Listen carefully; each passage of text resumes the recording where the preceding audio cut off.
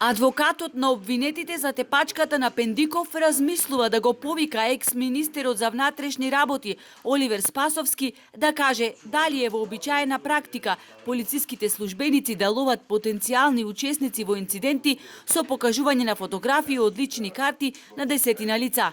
Од она што можеше да се слушне од сведоците, полициските службеници при прибирање на податоци покажувале фотографии на определени лица, вели адвокатот Димитрија Цобоски. Покрај однесувањето на полицијата, за него е спорен и начинот на кој повредениот Пендиков замина од Охрид.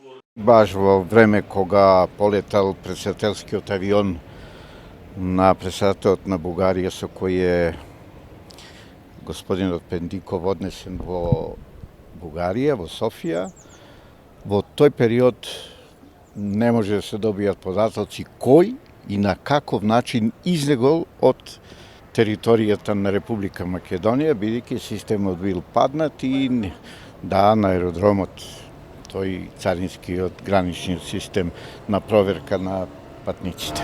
Дали во другиот период го прашале хипотетички министерот за внатрешни и за однесувањето на полицајците? Не може да ме прашувате вакви прашања. За адвокатот на Пендиков не е спорна постапката на полициските службеници. Не би рекол дека полицијата ги насочувала, полицијата се обедувала да дознае кои се можните сторители на кривичното дело. Пендиков општо не знал точно кој го нападнал.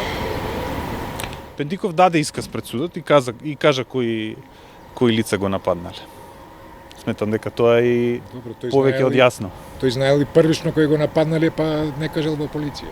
Второ, треба да имате разбирање, тој бил во шок. Според Камишевски, Пендиков бил во шок, ама знаел да го најде патот и сам да оди во полициска станица за да го пријави настанот. Тепачката се случи на христијанскиот празник Водици. Според сведоците, угостителскиот објект бил полн, а имало и многу алкохолизирани лица. Сведоците кажаа дека не ги познаваат обвинетите. Судскиот процес продолжува на 16 мај.